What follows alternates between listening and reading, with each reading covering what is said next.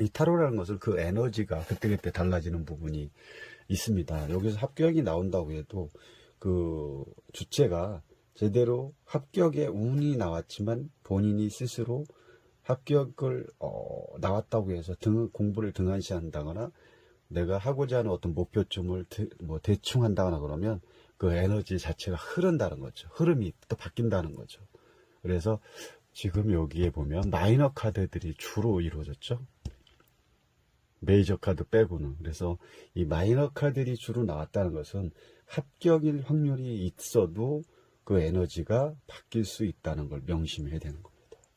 이걸 꼭 기억하셔야 된다는 거죠.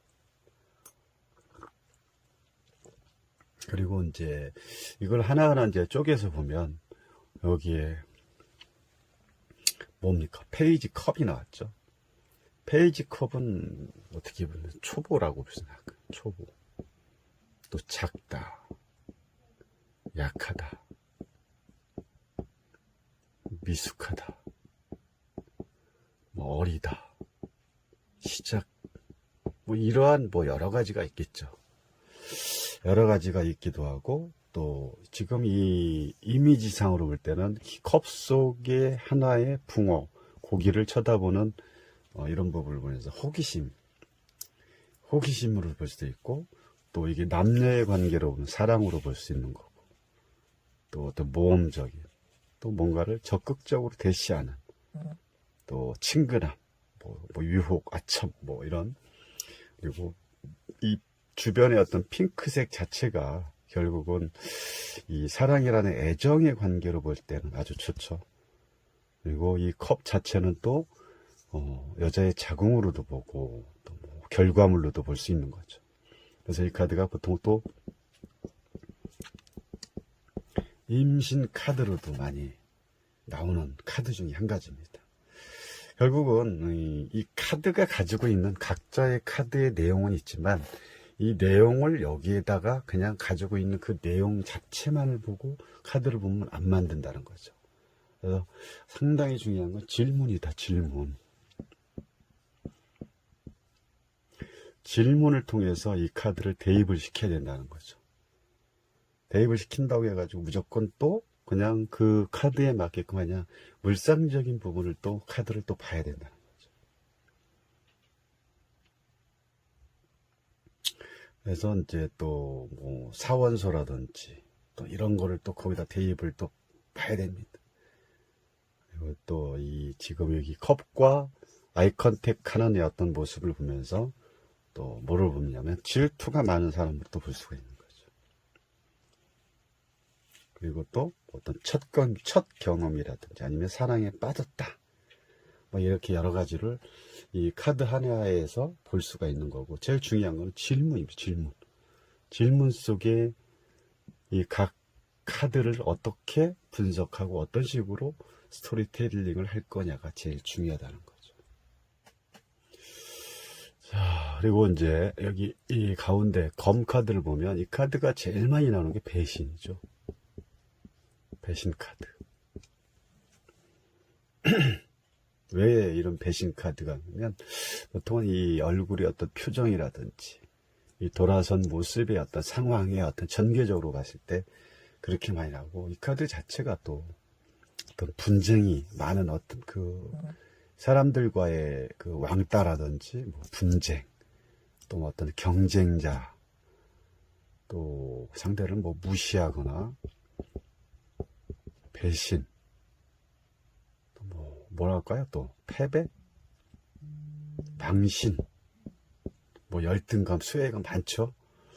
그래서 이런 때 많이 나올 수가 있고요. 배신 카드라고 했기 때문에 이 한쪽 면밖에 얼굴이 보이지 않죠.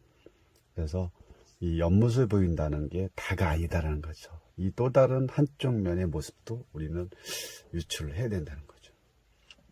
그리고 지금 승리를 했지만, 승리를 했지만 어떻게 했습니까? 정상적으로 승리를 한 게 아니죠. 약간 비열하게 했다거나 어떤 꼼수를 부렸다거나 어떤 누군가를 윗사람을 뭐 움직였다거나 좀 이럴 때 많이 나올 수가 있고, 아까 말씀드렸던 이 뭉게구름, 구름 자체가 잿빛이죠.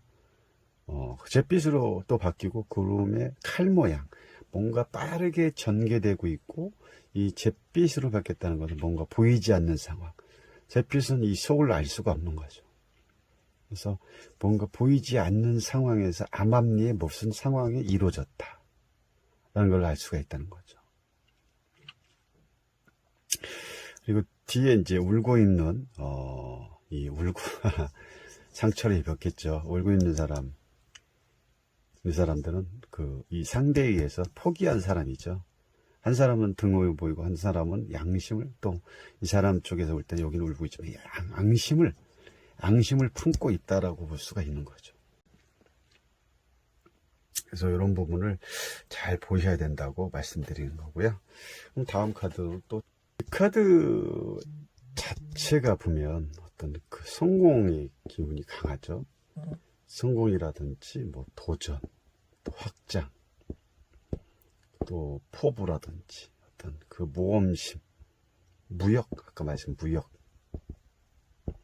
이런 부분하고 제일 흡사한 카드라고 볼 수가 있는 거죠. 물론 질문에 따라서 내용이 좀 많이 달라지겠지만 이런 부분이 또 많이 있고, 또 D를 보이기 때문에 뭔가 쓸쓸함이라든지 고독해 보인다거나, 또 뭔가를 좀 그리워한다거나, 왜 멀리 보고 뭔가를 쳐다보기 때문에 누군가를 기다린다. 그만큼 어떤 아픔과 고통이 있는 카드고, 이 아픔과 고통이 수반되는 카드라고 볼 수가 있는 거죠. 그래서 그냥 이럴 때는 이 사람이 아픔이 있구나, 무슨 일이 있구나, 말 못할 사정이 있구나, 사연이 있구나, 이렇게 딱 이렇게 한번 내질러도 거의 흡사하게 맞는다는 거죠. 그리고 이 완즈라는 것 자체는 결국은 뭡니까? 어디에다 꽂아야 돼? 땅에다 꽂아야 되는 상황이기 때문에 이런 사람들의 성향은 자수성가형이라고 볼 수가 있는 거죠.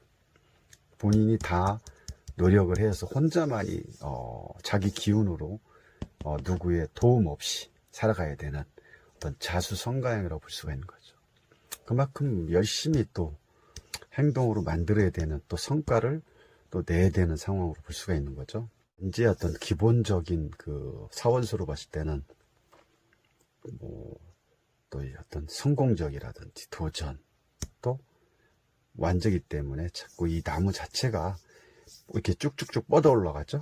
확장이라든지 또 가지치기를 하죠. 그럼 어떤 분출이라든지 행동이라든지 어떤 실천력, 그리고 빨색 자체가 빨간색이기 때문에 열정과 열정이 있다고 볼 수가 있는 거죠. 그리고 여기서 잘 봐야 될 게, 이 바다 색깔이 무슨 색입니까? 황금색으로 표시되어 있죠. 그러면 황금색으로 표시되어 있다는 건 들어올 게 많다. 그리고 초록색 자체는 좀 안정적인 거고, 황금색으로 됐기 때문에 황금 물결이기 때문에 들어올 게 많다라고 보기 때문에 성공으로 볼 수 있다는 거죠. 하여튼 어쨌든 이런 과정을 통해서 이렇게 만들어낸 결과가 결국은 합격이라는 좋은 결과를 만들어냈다는 거죠.